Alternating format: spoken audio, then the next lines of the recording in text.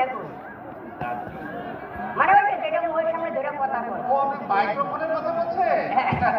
আরে আজকে আমি আপনার সাক্ষাৎকার নিতে আসিনি, আজ আমি আপনার সাথে গল্প করবো। আমি তো আগেই বলেছি আপনার সাথে গল্প করতে আমার খুব ভালো লাগে। তাইলে বল তো ভাই, এই মাইক্রোফোন আর মোবাইল ফোনের মধ্যে মেন পার্থক্যটা কি? দুটোতেই কথা বলা যায়, একটাতে মাঝে মাঝে কথা বলা হয় আর একটাতে সব সময় কথা বলা হয়, কারণ ওটা তো হাতের কাছে। এইটাই হলো বিষয়। এই মোবাইল ফোনই একটা মাত্র জিনিস যেটা কবর ছাড়া সব জায়গায় লয়ে দেওয়া যায়। পবিত্র জায়গা থেকে শুরু করে অপবিত্র জায়গা, মানে টয়লেটে কিন্তু নিয়ে দেওয়া যায়। এতে কিন্তু কেউ তারে অপবিত্র বা অপরিষ্কার মনে করে না, আবার মোবাইলের কেউ পরিষ্কার করে না। আর সবচেয়ে বড় কথা হলো কি জানেন, এই মোবাইল ফোনটা বিছনার পাশে রেখে মারছে ঘুমায়। আপনি একেবারে খাঁটি কথাটা বলেছেন। এর কারণ কি জানেন? এর কারণ হলো ফেসবুক। কারণ সব সময় ফেসবুক চালায়। এই কথাটা ভুল। মানুষ ফেসবুক চালায় না, ফেসবুক মানুষেরা চালায়।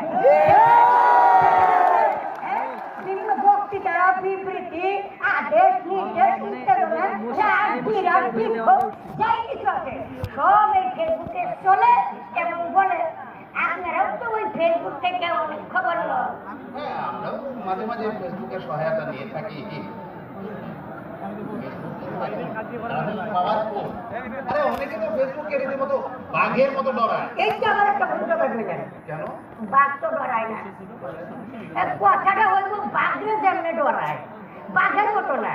আর শুনেন, এখন ওইসব বাঘ ভালুকের ডর দেখার কোনো লাভ নাই, কারণ মানুষ নামের কম মানুষের ডরটাই বেশি, বুঝছেন? কারণ এরা এখন বাঘের চাইতে হিংস্র হয়ে গেছে। দেখেন আপনি ভাই, এই ডিমটা কত সুন্দর একটা পুষ্টিকর খাদ্য। এই ডিমের কি সুন্দর একটা ভাব উঠেছিল, অথচ এই ডিমের কি 12টা বাজাইছে দেখেন আপনি। এই ডিমের কত বড় 12টা বাজাইছে। আমি এখন চিন্তা করতেছি, এদের রাস্তাঘাটে ডিম চেক শুরু হয়ে যায় আর বাইরে বেআইনি অস্ত্রের মতো ডিমও বেআইনি পণ্য হয়ে যেতে পারে। আগে হচ্ছে হলে যে ফিল্ম থেরাপির কথা, এখন উনি কি জানেন? ডিম থেরাপির কথা। চারিদিকে তো অসঙ্গতি। বুদ্ধিজীবীর মতো কথা বললেন, অসঙ্গতি। আর এই অসঙ্গতি তো আমরাই করি। কত কথা আমরা কই, পায়ের নিচে মাটি নাই, আপনি কোন মাটি না থাকলে খাড়াই আছে কিসের উপরে?